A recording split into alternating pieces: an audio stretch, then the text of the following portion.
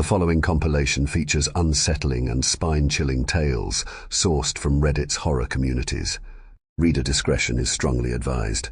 These narratives may contain graphic descriptions, psychological distress, and themes that could unsettle sensitive individuals. Proceed with caution, as immersion into these eerie stories may provoke fear, unease, and sleep disturbances. Enter this realm of Reddit's creepy horror stories at your own risk, as the line between reality and the macabre may blur within these chilling narratives.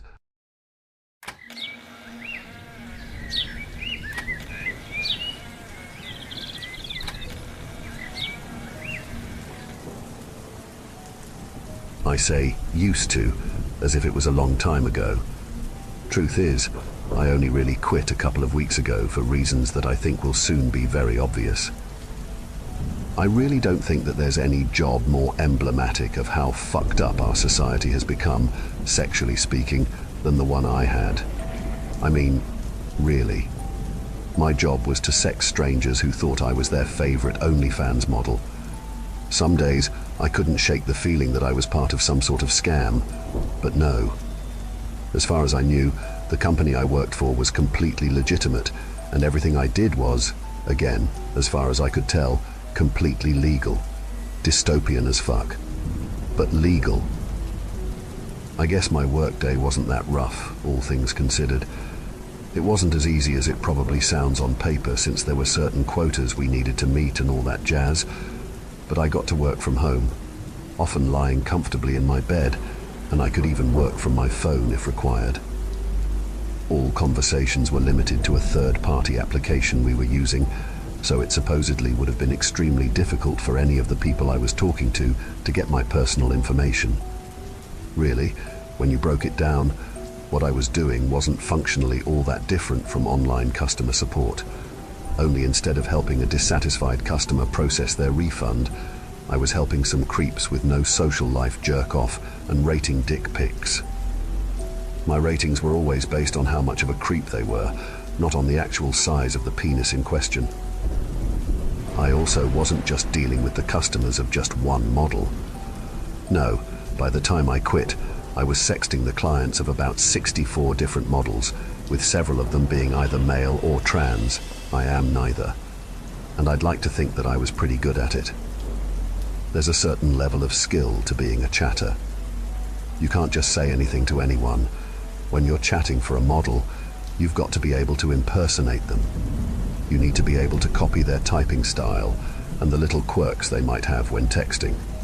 You need to know the little personal details they might have shared, or at least the details of the online persona they've created for themselves. Beyond that, you need to present yourself in a way that's going to play into the fantasy of the people texting that model while also staying on brand, as it were, and promoting additional content, dragging them deeper into the financial rabbit hole of a parasocial relationship. If a subscriber is texting Aria, an upbeat travel junkie whose content consists of 90% beach nudes about how much he hates his job at some factory, then Aria needs to direct the conversation away from his misery and toward how much she'd love to take him to her favorite lagoon on the beach for a romantic evening under the stars, and maybe suck his dick. Likewise, Cleo the financial dominatrix isn't going to have a lot of sympathy for people's sad stories about their shitty lives, and will be a lot colder to her subscribers. Every model I worked with had a drastically different persona, and I had to know them all. It actually kinda reminded me of my old online RP days, which had once upon a time been my go to escape from the mundanity of day-to-day life. Only this was mostly smut, as opposed to those old plot-driven RPs with only occasional smut in them, and I was getting paid to do it. Not that the pay was particularly great, mind you. Don't get me wrong, it was still paying the rent and I needed that. It's just that I would have preferred something a little less, well, dystopian. Still, I needed to take what I could get. Not a lot of places are particularly keen on hiring someone in a wheelchair. Sure, they say they'll make accommodations, but most places really don't mean it, so I had to take what I could get. Getting a job as an OnlyFans chatter isn't necessarily easy either. A lot of agencies hire their chatters from poorer countries, because of course they do. And even without that part of capitalism making it harder to find a job, I still had to jump through a lot of hoops and work with a lot of shadier agencies to get hired by the one I ended up working for near the end. I won't give out their name, but they were one of the agencies that worked with the more prestigious models. And yes, I did chat for some of said prestigious models, although never for any of the really big names. I think the biggest model I worked with was Lily, a girl who mostly filmed herself out dogging, engaging in public hookups with strangers, who were probably all pre-vetted and hand-picked to avoid any unnecessary risks. Honestly, despite the type of content the models I chatted for produced, a lot of the back and forth messages were relatively mundane. Some of them were comments on videos or photo sets that my models had shot that were fairly tame. "Hey Andy, just wanted to say that the bathtub video of you was really hot. 3. Call me strange if you want, but I always found those comments kinda wholesome, or at least as wholesome as you can get, when reaching out to someone about a video of them masturbating in the bathtub." I'd usually reply to them with a friendly but generic response, stuff like, "Oh, I'm so glad you enjoyed it," before trying to upsell them on another video or another tier of the subscription. A lot of the time, whoever was on the other side of the messages ate it right up. Then there were the cosplay requests, which were always popular with some of my female models. I usually forwarded those directly to the actual clients. A number of the popular requests even ended up as videos or photo shoots. Most depressing were the day-to-day DMs from lonely hearts who craved some kind of connection and had unfortunately chosen Femboy Feet 19 as the one to bare their soul too. I always felt a little bad for those people. Most of them did seem genuinely nice, and I couldn't help but feel a little bit guilty knowing that the model they thought they were building a parasocial relationship with didn't even know they existed. A lot of those chats did involve sexting, and I always felt a little guilty with those, knowing that I was playing these miserable people like a fiddle just to milk a few $100 extra out of their wallets. We were encouraged to mostly message the ones who paid, the ballers as some called them. The ones who didn't pay, brokies, got less attention and fewer messages. I always felt even worse for them, because they were usually just as obsessed with the models as the guys who had money, although I never felt bad enough to give them any extra time. Of course, among those lonely hearts were the really fucked up ones. The ones who just up and send the most mindlessly lust-fueled messages out of the blue, usually sharing whatever fantasy they'd had about that particular model. Some were pathetically mundane things like, "I want to tie you up and fuck you until you scream for daddy's cum." But the best ones were completely off the fucking wall. For example, one of my models, a queer camboy by the name of Luca, got a message from a man telling him he wanted to come in his boy pussy and make him boy pregnant. You really can't make this stuff up. Another time, I got a message for a different model, a trans girl by the name of Emily, about how badly the sender wanted her to fart in his mouth. I absolutely started howling with laughter when I read that one, wondering what kind of man would type that out, read it back and go, "Yes, this is what I want to send to the stranger that I pay to masturbate to." It wasn't just men who sent weird messages either. I got more than a few weird messages from some particularly interesting ladies too. One of them sent a PM to one of my male models, a hunky country boy by the name of Danny, about how she wanted him to spank my clit until I come to death. At no point in my life have I ever read anything less erotic, but it was still pretty funny to imagine someone typing that out in a fit of passion, and even funnier to imagine hunky country boy Danny actually reading something like that, considering 85% of his videos were him and his hunky country twink boyfriend Austin fucking the shit out of each other. Yeah, those bizarre messages always made my day, unlike the ones I sometimes saw from the more unhinged fans. The ones who seemed convinced that whatever model they were talking to was either genuinely in love with them, or would fall in love with them if they just gave a creep with stars in his eyes and more money than social skills a chance. Those messages tended to be disturbing on a lot of different levels. "Riley, I have done so much for you. I have supported your every video. I have joined your platinum tier. I am your top subscriber. I have stood by and tolerated your career, even though you have debased the temple that is your body with the cocks of countless other men. I only ask that you please meet with me, so I can show you my love is genuine. Stuff like that, which was probably intended as a desperate plea for the love of a porn star who brazenly marketed herself as a financial dominatrix, which I really just don't get the appeal of, but came off as one of the final messages said porn star would read before she was pulled into the back of a windowless van and never heard from again. Those messages I just straight up didn't reply to. When someone got too creepy, I just stopped talking to them. Sometimes they'd pop up again with an alternative account, but that wasn't anything that ignoring them further couldn't fix.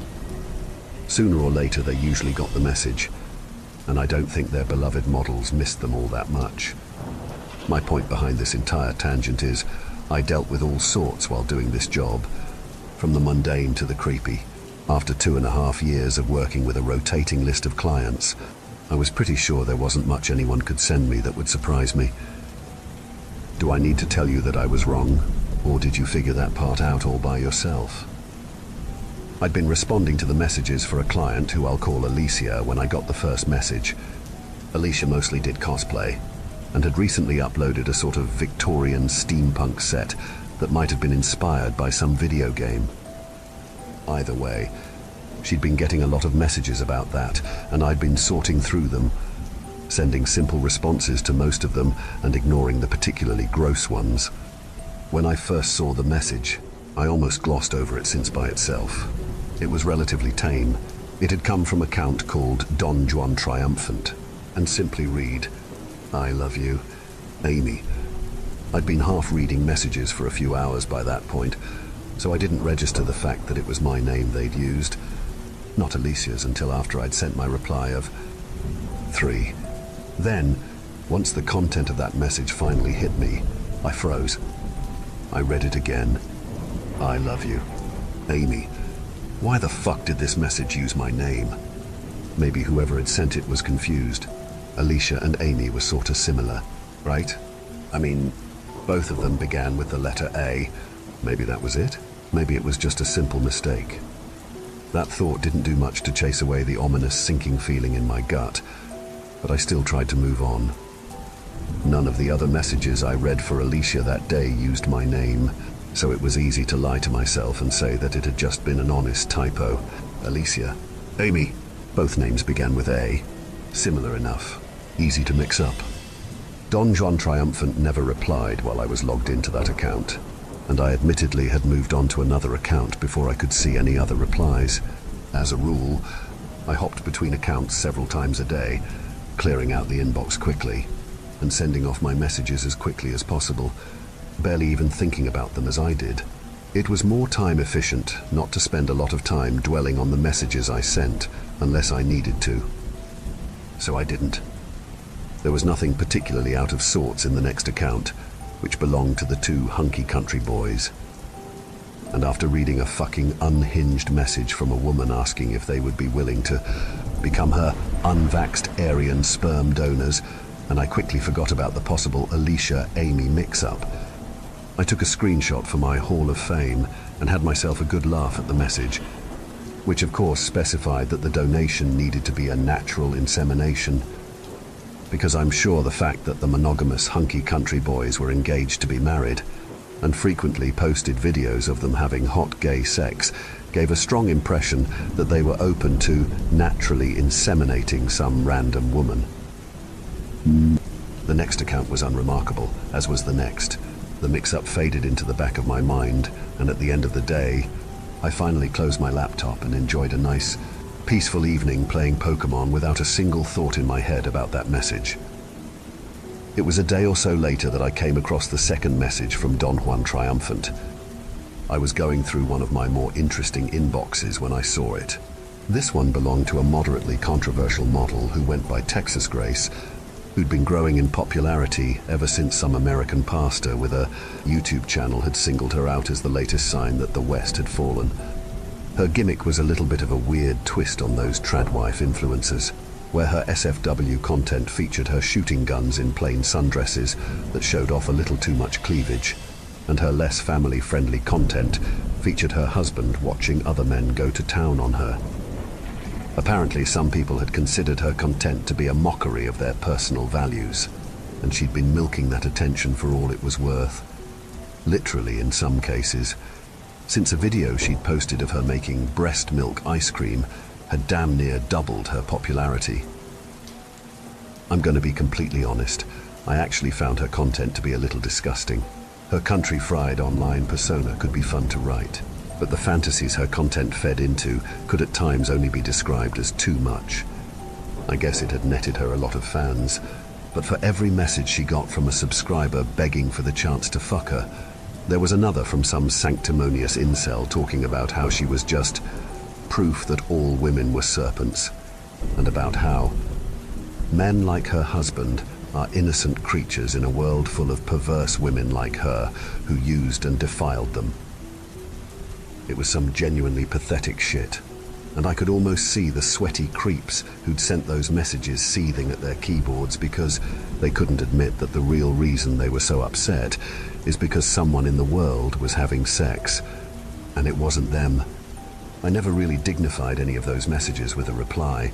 Giving those kinds of people any attention was just going to empower them further, and I'd gotten to the point where I was only skimming them before deleting them, not even giving them the privilege of being read. I'd actually gotten into a comfortable flow when the message from Don Juan Truinfant popped up, and it was buried in among the mad influx of new DMs, so just like before I almost responded to it without thinking. I just read the first 3 words and was about to type something like, "Oh, thank you, honey," when I noticed my name at the end. "I love you, Amy." Suddenly, the comfortable flow I'd been in screeched to a halt. I found myself staring at the screen, at my name, and I just frowncy, unsure what to do, what to think, how to even proceed. I just sat there in silence, my mind barely functioning as I stared at those 3 letters on the screen. Amy. This was not a simple mistake. This may be a surprise to some people, but Grace and Amy were very different fucking names. Someone knew I was answering Grace's messages and had left this there for me. They'd known I'd been answering Alicia's messages too. I recognized the name. I recognized it because I remembered wondering if it was some sort of reference to the Phantom of the Opera. I didn't know what to do, and it took me longer than it should have for me to realize that I probably needed to screenshot this. Once I'd taken the screenshot, I had the bright idea to go back into Alicia's profile to see if I couldn't find the message from Don Juan Triumphant there too. It didn't take me long. I even saw the reply that had been sent to the single thoughtless heart I'd given as a reply. "I can't wait to make you mine 3. I'd screenshotted that too, and immediately drafted an email to my supervisor, Jen. During my limited interactions with her, Jen had struck me as fairly reasonable and level-headed. She had a no-nonsense attitude, but was still pretty easy to talk to. I figured she'd probably sort this out, and to my relief, she got back to me immediately and asked if I was available to take a call from her. I told her I was, and my phone rang a few minutes later. I don't actually remember much about the conversation we had. I know that I told her what I'd seen, and that I'd told her which accounts it had been on. She promised me she'd look into it, before telling me to log out of both Grace and Alicia's accounts. She didn't tell me if she'd be giving them to someone else or handling them personally, and I didn't really care enough to ask. I was just happy that she seemed to have my back. She even said I could take the rest of the day off if I needed to, but I assured her I could keep working.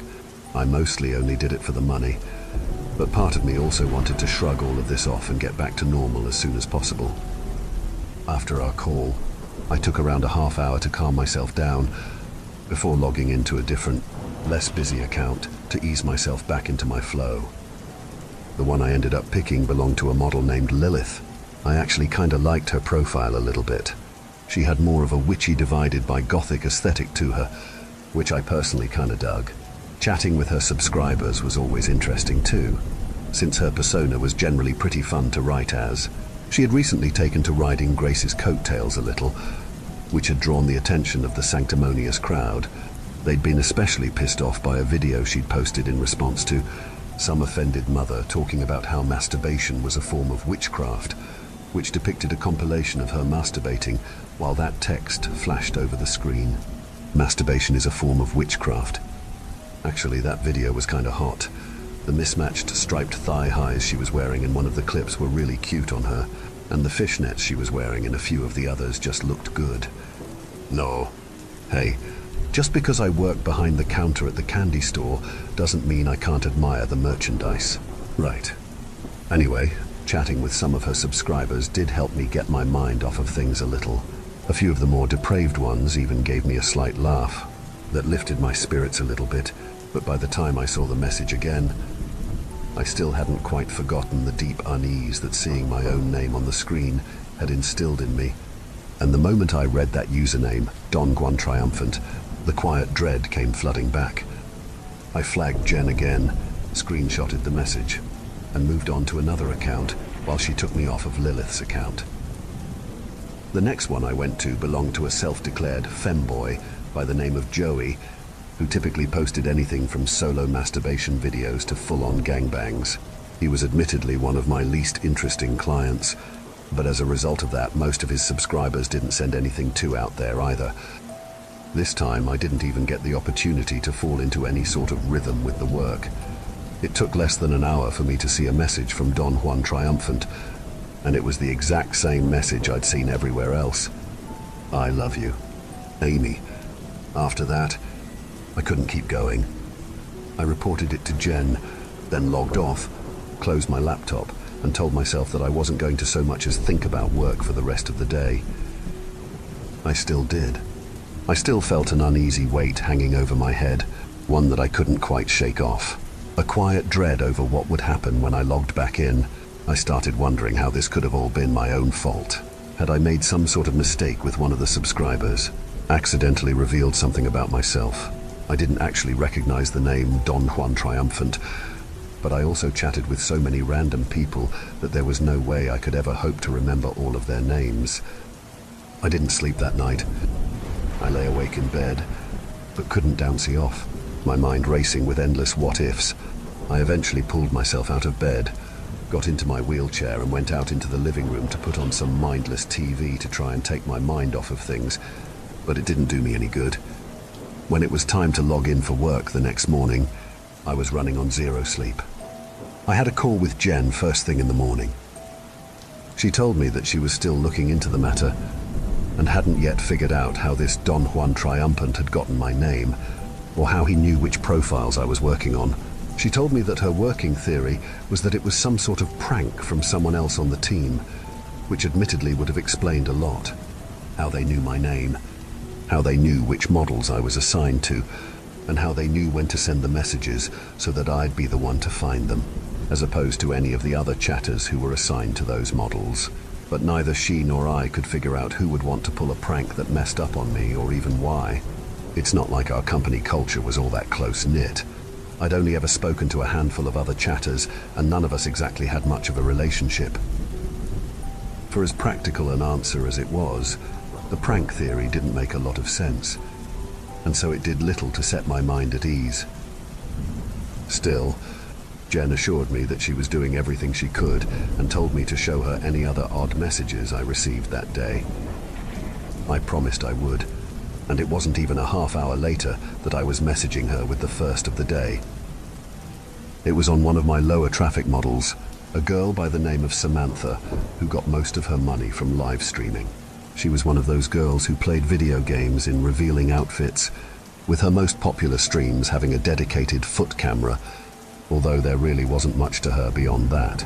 She only had about 4 or 5 dedicated subscribers, and Don Juan Triumphant's message had stood out from the usual crowd like a sore thumb. The same message as always.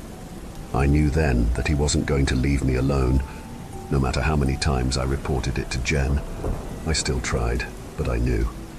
On the channels of cosplay girls, twinks, dominatrixes, exhibitionists, he was always there, and as the next few hours went on, the frequency of my messages to Jen grew, screen cap after screen cap after screen cap, each one leaving me feeling more and more paranoid and uncomfortable in my own skin. I found myself glancing around, expecting to see someone watching me and dreading the moment the next message came in, and it always did come in. Always. Eventually, I just couldn't take it anymore. I'd been on the profile of one of my weirder models, if you could call it a model. It was technically just fan art of someone's furry OC, although the messages it got from its subscribers were usually entertaining.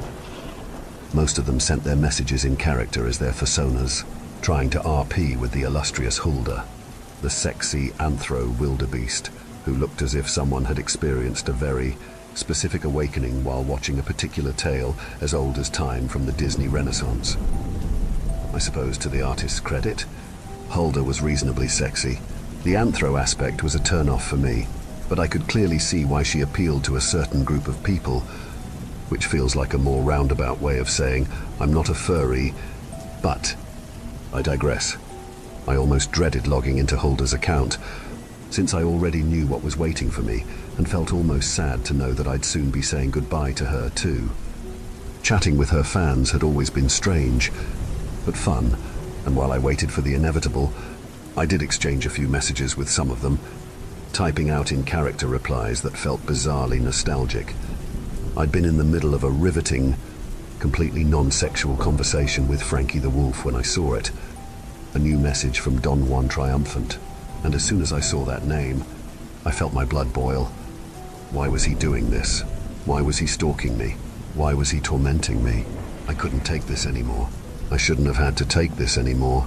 And before I could stop myself, before I could think or second-guess myself, I was typing my reply. I love you. Amy, his message read. Mine read, leave me the fuck alone northeast, you fucking psychopath. Followed by, message me again, and I'll fucking kill you. His reply came almost immediately. I can't wait to make you mine 3. I slammed my laptop shut and started to scream, tears streaming down my cheeks. I hurled my laptop onto my bed and knew I couldn't do this for 1 second more.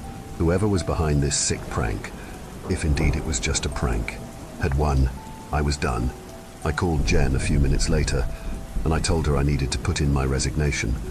She only sounded mildly surprised. Then, I left my laptop behind and rolled myself out onto my balcony to get some fresh air. If my legs still worked, I'd probably have tried to take a walk. But no, the balcony was as far as I could go. I sat a day in silence, staring out at the London skyline and watching as a light drizzle peppered the city. Despite the distant lights of other apartments, I still felt so indescribably alone. I felt like my world was burning down around me. It was just a job. I'd just quit one stupid, shitty little job where I was clearly being harassed. But now, new questions started to pop up. How would I pay the rent? How would I pay for food? I wasn't exactly rolling in savings. I needed that paycheck. And as I said before, most people didn't really want to hire a girl in a wheelchair. Maybe I could call Jen back, tell her I'd changed my mind. She'd probably understand, but that felt so much like admitting defeat. I was just so overwhelmed and didn't know what to do, and I was scared and I just couldn't handle it. So I stared out at the rain, and I didn't call Jen. The next several days were quiet. I'd logged out of everything related to my old job, and started to finally close that chapter of my life. I didn't think about OnlyFans or porn. I just started looking for other work-from-home opportunities, and even landed a single interview. I'd thought that this was a sign that things were going to be okay. I had enough money to coast for a month or so, give or take. It would be tight, but I could make it work. I'd find something new, have a fresh start, and look back at my time as an OnlyFans chatter with a chuckle a year or so later. The day of my interview, I'd set up my laptop in my home office and had set up my webcam. My hair was done nicely. I was wearing my best blouse and I felt ready to ace this. The interviewer logged on to the chat service. Although their webcam didn't turn on, the screen remained blank, although something about it had changed slightly. I'd called out hello, beginning the virtual dance of making sure everyone was connected that preceded every professional video call ever, and I heard only silence in response. Hello, I asked again, And that's when I heard it. A low, almost seductive voice, dripping with raw lust, speaking to me, saying my name. Amy. My blood turned to ice in my veins. I love you. Amy. The darkness on the screen seemed to shift and writhe, as if there was more to it than just black. For a moment, I was almost certain that the darkness was made of something, as if this was a video feed of several dark shapes, gyrating together, but I didn't allow myself to look for long enough to be sure. I slammed my laptop closed, my breathing heavy and panicked. I was on the verge of tears again. It hadn't stopped. Even after leaving my former job, it hadn't stopped. From where I'd placed it on my desk, my phone began to ring. It buzzed urgently on the wooden surface of the desk, and I looked over at it with a silent dread. Unknown caller. I knew who it was, deep in my bones. I knew. I threw the phone across the room, but it just kept on buzzing. Buzzing. Buzzing. Even though no one else was around, and warm sunlight shone in through all of my windows, I couldn't help but feel an air of dread. I couldn't help but feel watched. I left my phone on the floor, refusing to touch it. The buzzing never stopped. I still heard it even when I'd left the room. I still felt eyes on me, even though there were none around. Not just watching eyes, either. This was something far worse. It was the feeling I used to get when I was a girl, and some lecherous creep felt the need to size me up. Their eyes traveling up my legs, lingering on my hips and chest, undressing me, reducing me down to nothing but fuckable parts. It was those kinds of eyes. If I could have left the apartment, I would have, but where could I really go? Wheeling myself out was possible, but making my way down the street would have been difficult. It's not like there was anybody I could call, and where would I even go? To visit a friend? What friends? To the police? Would they even believe me? What then? What else could I do but sit and try to think this through? I couldn't shake the feeling that a smarter mind than mine would have probably offered me some simple, pragmatic solution. Oh, why didn't you do X? You really should have just done Y. Obvious, really. But the simple, pragmatic solutions that everyone on the internet seems to already know are easy to miss when you're in the present moment, and helplessness takes hold of a person with disturbing speed. I couldn't shake the feeling that I was simply waiting for the situation to get worse, and I suppose in a sense I was, because the fact of the matter was that I truly did not know what else to do. Eventually my phone ran out of battery, and all went silent. I left it on the floor. I didn't touch my laptop again either. I was too afraid of what would happen if I did. I did consider trying to leave the house, maybe getting a hotel, or something like that, but I simply didn't have the money for it. So instead, as night fell, I wheeled myself into my bedroom and hoisted myself up into bed, hoping that maybe sleeping would make it all better. I don't think I knew what was coming as I pulled the covers over myself, but I think I knew it had to be something. I don't remember how surprised I was when I woke up to my dead phone buzzing on my nightstand. The screen was facing up, but instead of the message I'd seen before, unknown caller, now it read, I love you. My heart skipped a beat, and I swept it off the bedside table, sending it tumbling into the space between the table and the wall. The buzzing didn't stop. I suddenly heard movement somewhere else in the apartment, coming from my office. I think, but I couldn't be sure, it could have really been coming from anywhere. And as I lay in bed, listening to whatever was in my apartment shuffle around, I heard it speak. I love you. Amy. The panic gripped me immediately. Something was in here with me, hunting me, and I did not want to know what it was going to do to me when it got to me. With arms shaking violently, I hoisted myself up, pulling my wheelchair closer to the bed as I clumsily fell into it. I was not very fast, but I tried to move as quickly as I could. Using one hand, grip the wall and try to pull myself forward a little faster as I tried to escape. The only place I could really go was out into the hallway. I didn't know how bad of an idea that was, but I also didn't have any other choices. As far as I could see in the darkness, the hall was clear, and trying to hide my panicked breathing, I rolled myself quickly into the living room, trying to make it to the front door. I almost made it, almost. Then I heard that low, whispering voice behind me. Am I? Something grabbed my wheelchair, and I felt something brush through my hair. I couldn't stop myself from screaming, and without a second thought, I threw myself out of my chair and onto the ground. Looking back, I only saw darkness as I dragged myself across the floor, looking for any salvation I could find. It was hard to say for sure exactly what I saw through my frightened tears, although I'm sure there had to be something more than just darkness. I'm sure of it. Whatever it was, the darkness behind me seemed to spread, creeping toward the front door to cut off my escape, and with nowhere else to go, I crawled toward the balcony. Amy, it crooned, and I heard something drawing closer to me, something in the darkness. Its voice oomsied lust, and that lust filled me with a fear I've never felt before. The balcony door was so close, and thankfully unlocked.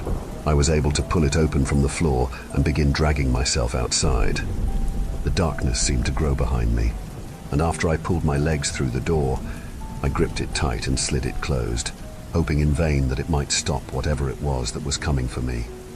I heard a dull thud as shapes were pressed against the glass, writhing human body parts, breasts, limbs, faces contorted in ecstasy, wild eyes fixated on me and grinning as if inviting me to join.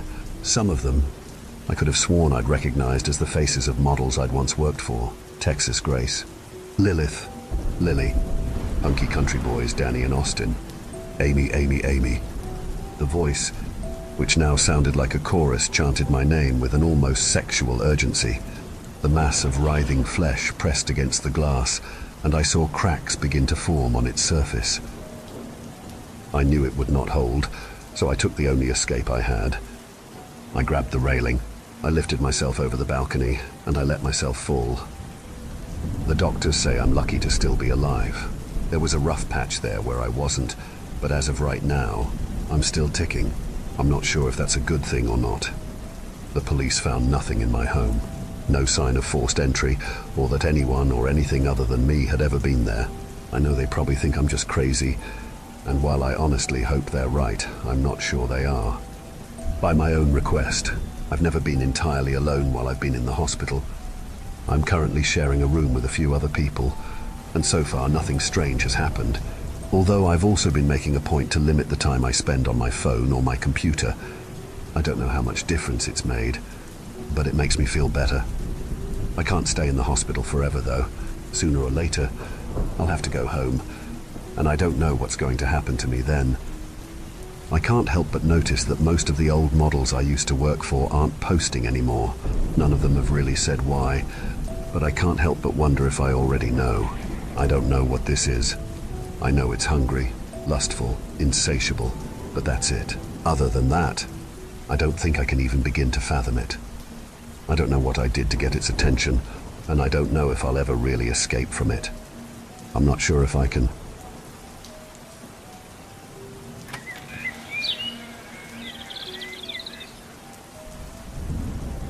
My name's Sarah, and up until last year, I was just your average 28-year-old trying to figure out life. I had a decent job at a local bookstore, a tiny apartment that I shared with my cat, Mr. Whiskers, and a husband I loved more than anything in the world. Tom and I met in college. He was this goofy guy with messy brown hair and the kindest green eyes you've ever seen. We clicked right away, bonding over our shared love of bad horror movies and even worse puns. We got married 2 years after graduation in a small ceremony with just our closest friends and family. It wasn't fancy, but it was perfect. For 3 years, life was good. Sure, we had our ups and downs, but we were happy. We were talking about starting a family, maybe buying a house. You know, all those grown-up things you're supposed to do. But then last year, everything changed. It was a rainy Tuesday in October. Tom had gone out to grab some groceries. He was supposed to be back in time for us to watch the latest episode of our favorite show. I remember sitting on the couch, scrolling through my phone, wondering why he was taking so long. Then the doorbell rang. I opened the door to find 2 police officers standing there, their faces grim. My heart dropped before they even opened their mouths. I knew. Somehow, I just knew. "Mrs. Thompson?" one of them asked. I nodded, my throat too tight to speak. "I'm sorry to inform you, but there's been an accident." The rest of that night is a blur. I remember bits and pieces. The officers telling me that a drunk driver had run a red light, hitting Tom's car, that he died instantly, that they were so sorry. I remember calling Tom's parents, my voice breaking as I tried to explain what happened. I remember my best friend, Lisa, rushing over and holding me as I sobbed until I had no tears left. The funeral was 3 days later. It was a beautiful service, I guess. People kept telling me how lovely it was, how Tom would have appreciated it. But honestly, I barely remember any of it. I was like a zombie, going through the motions, shaking hands and accepting hugs from people whose faces I couldn't even focus on. We buried Tom in Oakwood Cemetery, under a big oak tree. His tombstone was simple, just like he would have wanted. Thomas Thompson, beloved husband and son, 1995-2023. For months after, I was lost. I'd wake up in the middle of the night, reaching for Tom, only to find his side of the bed cold and empty.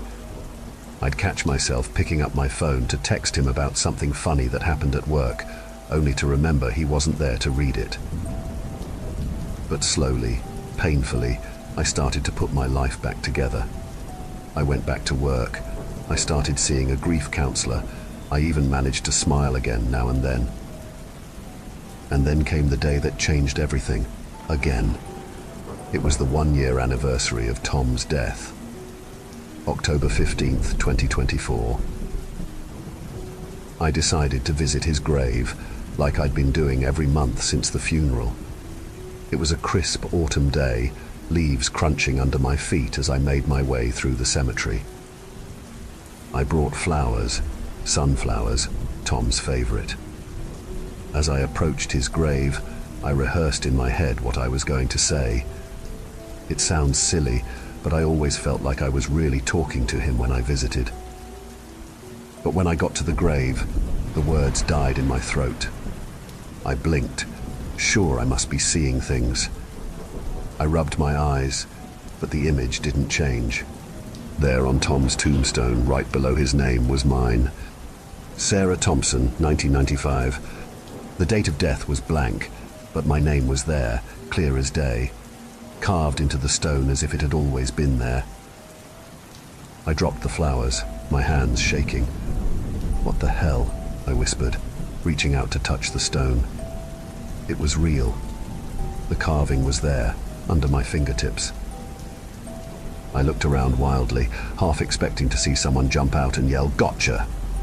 But the cemetery was empty, silent, except for the rustling of leaves in the wind. I fumbled for my phone, nearly dropping it as I pulled it out of my pocket. With trembling fingers, I snapped a picture of the tombstone, then another, and another. "This can't be real," I muttered to myself. "This can't be happening." But it was, and little did I know, it was only the beginning. I'll post the next part soon. Writing this has brought it all back, and I need a minute to collect myself. But there's so much more to tell. God, I hope someone out there can help me make sense of this. After I found my name on Tom's tombstone, I kind of lost it. I mean, wouldn't you? I remember sitting on the ground next to his grave, my brain trying to make sense of what I was seeing.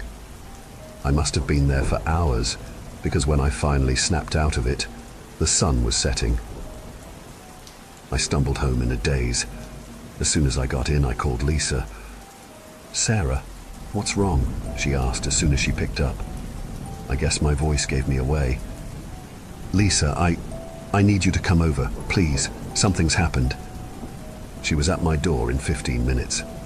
I showed her the pictures on my phone, my hands shaking so bad I nearly dropped it. "Oh my God," she whispered, her eyes wide. "Sarah, this isn't possible." "I know," I said, my voice cracking. "But it's there, Lisa. I touched it. It's real."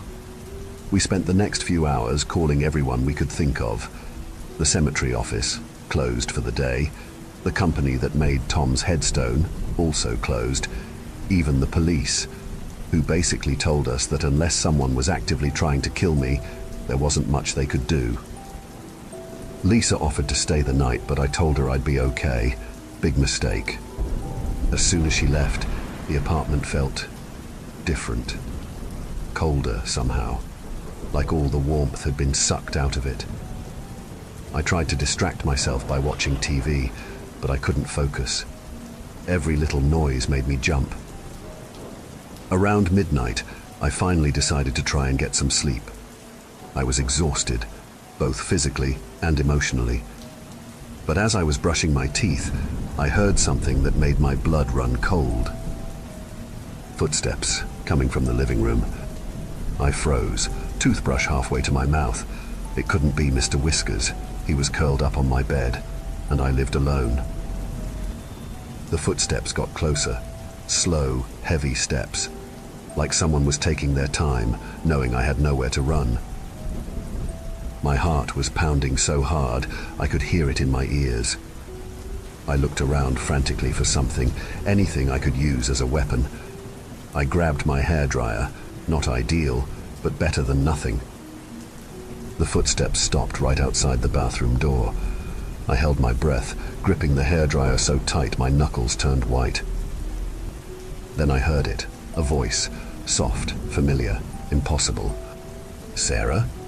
It was Tom's voice. I dropped the hairdryer, the crash echoing in the tiny bathroom. This couldn't be happening. Tom was dead.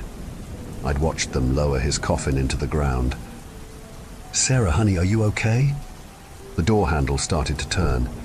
I backed up until I hit the wall, a scream building in my throat. The door swung open. There was nobody there. I stood there, shaking, for what felt like hours. Eventually, I managed to peek out into the hallway. Empty. The whole apartment was empty. I didn't sleep that night. How could I? I sat on my bed, lights on, jumping at every little sound. When the sun finally came up, I felt like I'd aged 10 years. I called in sick to work and went straight to the cemetery. I had to see the tombstone again. Had to know if I'd imagined the whole thing. But when I got there, my heart nearly stopped. The tombstone was gone. In its place was a freshly dug hole, an open grave. I stumbled backward, my foot catching on something. I looked down and saw a shovel, a dirty, used shovel. And there, stuck to the handle, was a note. In handwriting I knew better than my own. I'm coming home, Sarah, wait for me. I ran. I ran faster than I've ever run in my life. I didn't stop until I reached my car, fumbling with the keys, constantly looking over my shoulder. As I drove away, I caught a glimpse of something in my rearview mirror. A figure standing by Tom's empty grave. A figure with messy brown hair and familiar green eyes. I'm at Lisa's place now. I can't go back to my apartment. I don't know what to do. Am I going crazy? Is this really happening? And the worst part, a small, terrible part of me wants it to be real. Wants Tom to really be coming back. Even if he's not the same Tom I knew. God, what's happening to me? I'll update again when I can. If I can. Please, if anyone has any idea what's going on, help me. I'm scared. I'm so scared. Edit. I don't know how much longer I can keep this up. It's been 3 days since I last posted.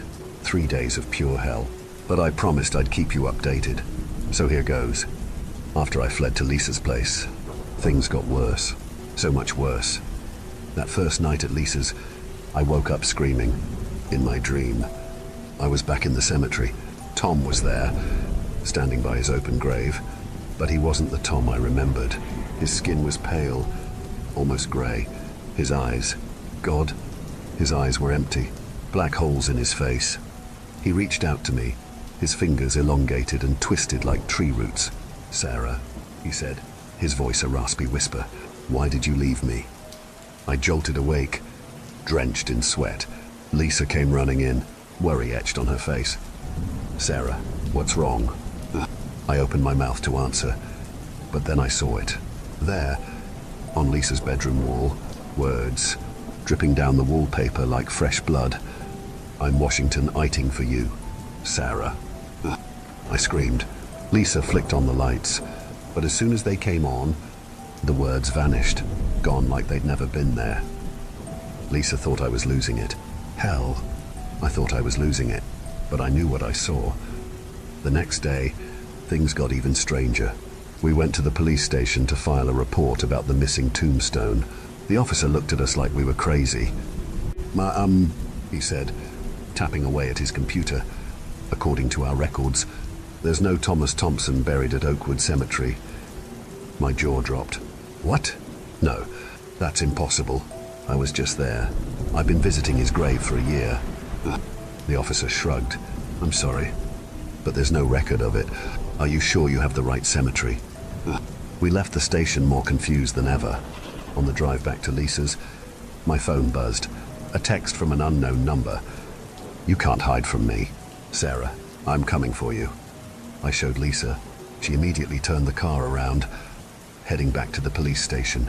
But by the time we got there, the message had disappeared from my phone, like it had never existed. That night, I couldn't sleep. Every time I closed my eyes, I saw Tom's face. Not the Tom I loved, but the thing from my dream. I Saturday in Lisa's guest room, lights on, jumping at every little sound. Around 3 a.m., I heard it, scratching, coming from inside the walls. Scratch, scratch, scratch. It got louder, more frantic, like something was trying to claw its way out. Then, a voice, Tom's voice, but wrong, distorted. "Sarah, let me in, Sarah." I backed into the corner of the room, my heart pounding so hard I thought it might burst out of my chest. The scratching got louder and louder, and then the wall started to bulge. I watched in horror as the wallpaper stretched and tore. A hand pushed through, grey, decayed, with long, twisted fingers. I screamed. I screamed so loud I thought my throat would tear. Lisa came running in. The moment she opened the door, everything stopped. The hand disappeared.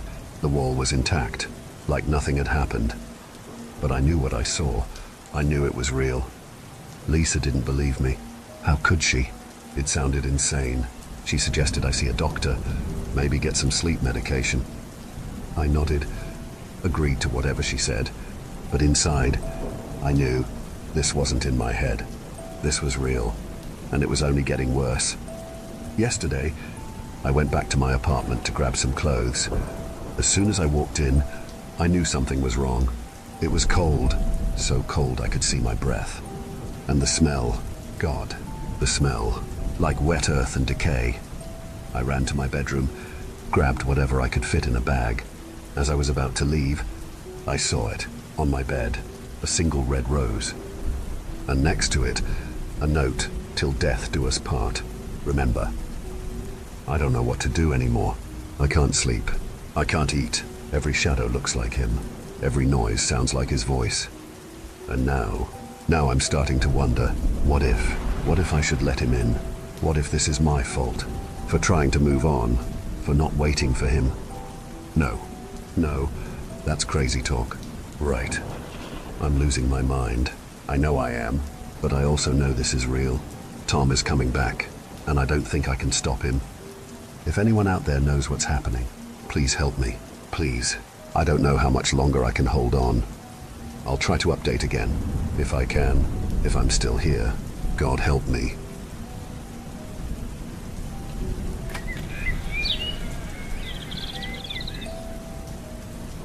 I, 23F, have been in a wheelchair all my life.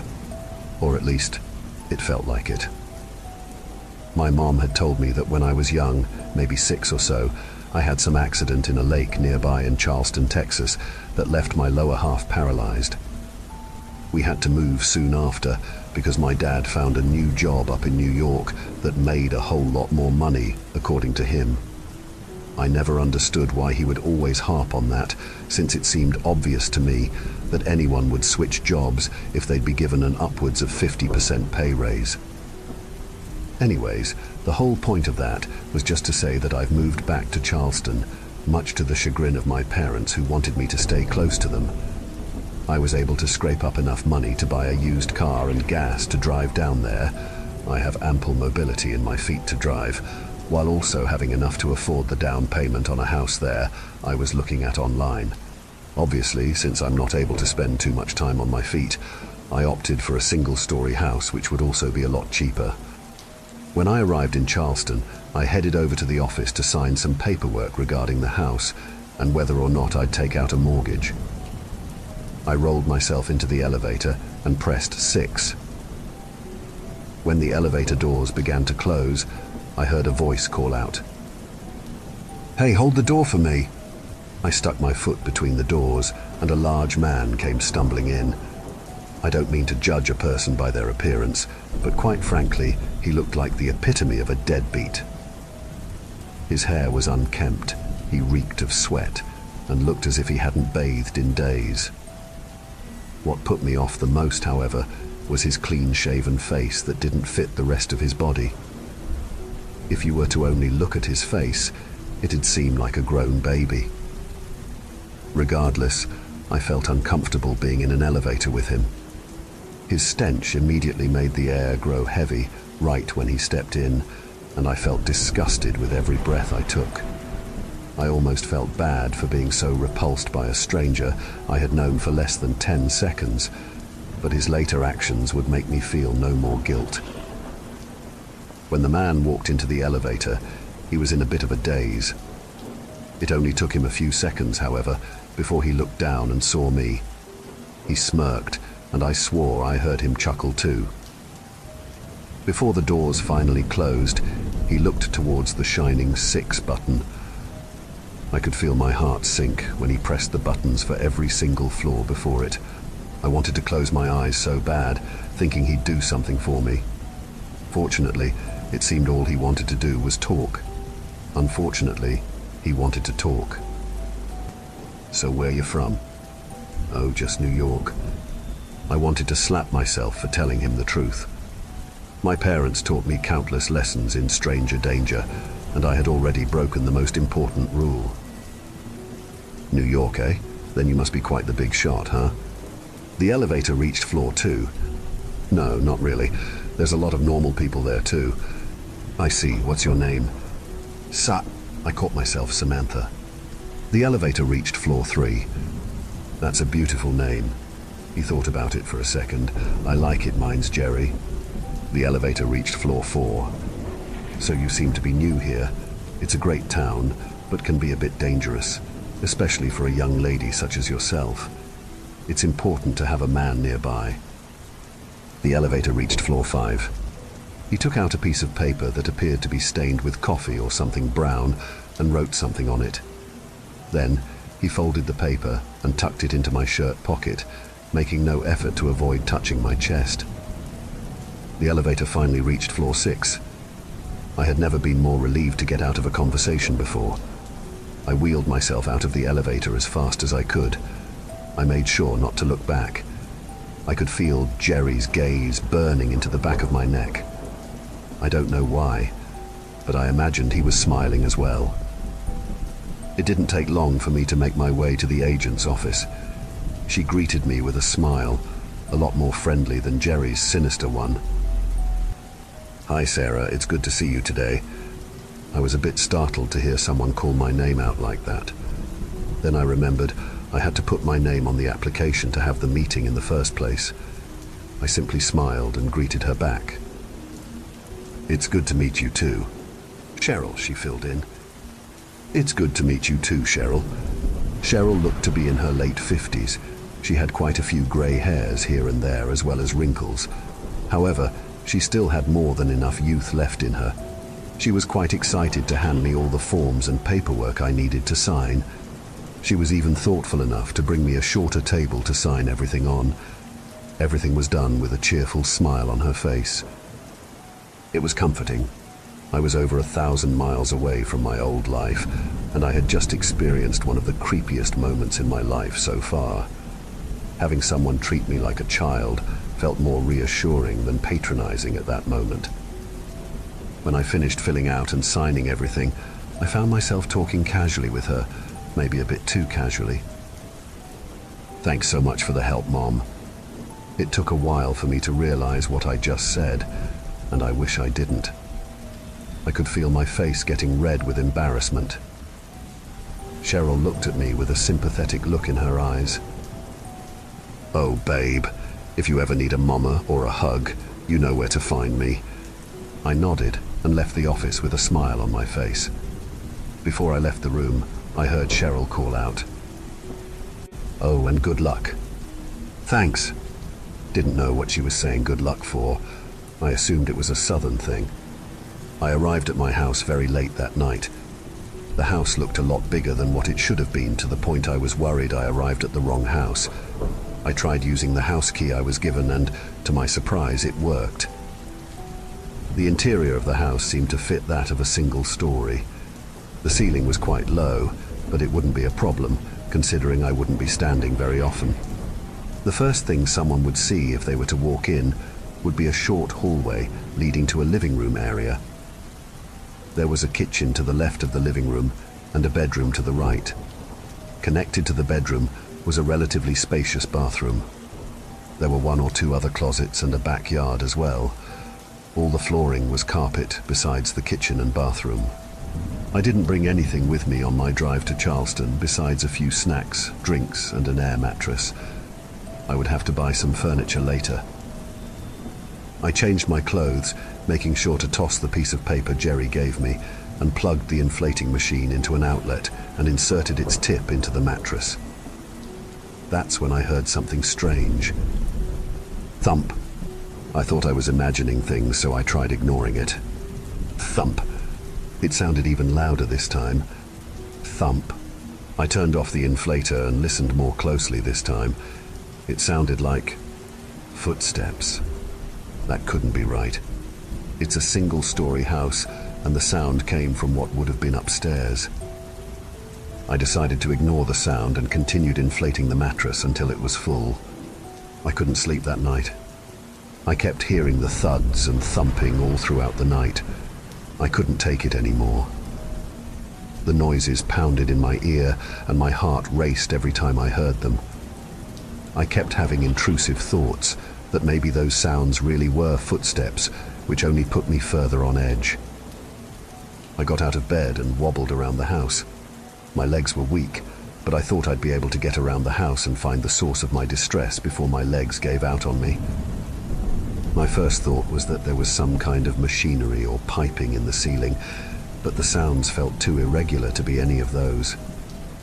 My second thought was an animal on the roof, maybe a raccoon or a possum, but the roofing tiles were ceramic and would have sounded more like a clang. Unfortunately, my mind was too tired to think any further than 2 reasons, so I looked around the house instead, hoping I'd see something that might explain something. My little search ended up leading to more questions than answers. I ended up going through almost every single space in the house. Almost. I remembered the online listing for the house saying there was a space made for a washer and dryer to be installed, but I didn't remember seeing it. The website said the room was connected to the bedroom, so I went back there. After a quick break on the mattress, I got back to searching. I wanted to sleep badly, but the thumping was keeping me up, and honestly, so was my curiosity. It only took a few minutes of active searching until I finally found it. There was no knob, but rather a hook that jutted only slightly out of the wall. No one would have been able to tell there was a door there if they didn't look closely enough to see the outline of one. The only reason I noticed it was because I cut myself on the hook after leaning on the wall to get some rest. I put my ear to the wall and I knew I had solved the mystery. The sound was much louder there than anywhere else in the house. I gently gripped the hook. Before I could open the door, I felt a great sense of dread. It was as if my body was telling me that I shouldn't see what's behind the door. Looking back on it now, I should have listened. Against my better judgment, I opened the door. There was a set of stairs. What the hell? I was bewildered. There wasn't anything wrong with the stairs. It wasn't like it was covered in blood or anything. It was just a normal staircase made out of carpet. It's just the placement was so odd. I couldn't tell what was more strange, finding a set of stairs in a single-story house, or the fact that the stairs didn't lead anywhere. I'm serious. It didn't lead anywhere, just straight into the wall. It was like the builders thought they were building something else, realized their mistake, but were too lazy to take it down, and just covered it up. I even went up the stairs, thinking there was another secret hook, but nothing was there. What was even worse was that the noises persisted. At that point, I grew too tired and a bit scared to deal with whatever was happening. I closed the door and collapsed onto my bed. I didn't sleep well that night. My mind was running, attempting to understand the things that happened that day. But it couldn't. The worst part was that I suddenly felt like someone was watching me. I can't remember if it was part of a dream or I guess a nightmare. But when I rolled over in bed, I could see the stairs peeking from behind the door.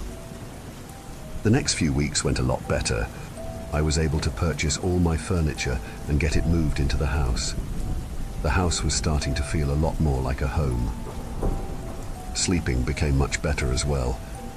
Along with having an actual bed instead of an air mattress, the thumping stopped. I guessed opening the hook door released some air pressure in the room, which must have been circulating for who knows how long. I felt safe. That feeling would only last momentarily. It seemed to be a normal day. I was planning on going on a big grocery shopping trip since I received my first paycheck from my new job that allowed me to work from home. I opened the front door before I realized I forgot to grab my reserved parking permit. I locked the door before I started looking for it. Locking doors sort of became a habit for me since back where I lived in NYC. Not locking your door was an invitation for strangers to walk in, even if you were home. As I was shuffling through the drawer in the kitchen, that's when I heard it again. The thumping. Thump, thump, thump. The sound was so similar but felt different. Thump, thump, thump. It sounded like someone was walking down a set of stairs. Thump, thump, thump. The sound suddenly got louder and I started getting scared. There was no logical explanation for my fear, but my instincts were telling me I needed to hide. I started panicking. The sound was getting louder and my wheelchair kept slipping on the kitchen tiles. I abandoned the wheelchair and crawled as fast as I could into the shoe closet, compressing my body so I could fit. Kriya! I heard a door open. Kriya! Another door opened. It sounded closer. I was terrified. I left my phone in the kitchen and had no other way to get help, and now someone, or something, was opening all the doors to my house. It was only a matter of time before they'd find me. I shut my eyes tight. I heard more doors open. Then I heard the kitchen sink turn on. Suddenly all the sounds stopped. I waited for a few more minutes before peeking out the closet door. I couldn't see anything. I took a deep breath and shoved the door open. There was nothing there. All the doors were closed, even the front door was still locked. I let out a loud laugh. I was all stressed for no reason. I stumbled out of the closet, grabbed my phone and parking tag, and sat down in my wheelchair, ready to leave. Before I went out, I took a quick glance behind me and my heart dropped. The kitchen faucet was still dripping. Thank you for venturing into the darkness with us. If you dare to explore further, be sure to subscribe to our channel for more spine-tingling tales of horror and the supernatural. Remember, the shadows hold endless mysteries, waiting to be unveiled. Stay tuned for more bone-chilling stories as we continue to traverse the eerie depths of the unknown together. Until next time. May your dreams be free from the haunting echoes of our tales. Or perhaps not.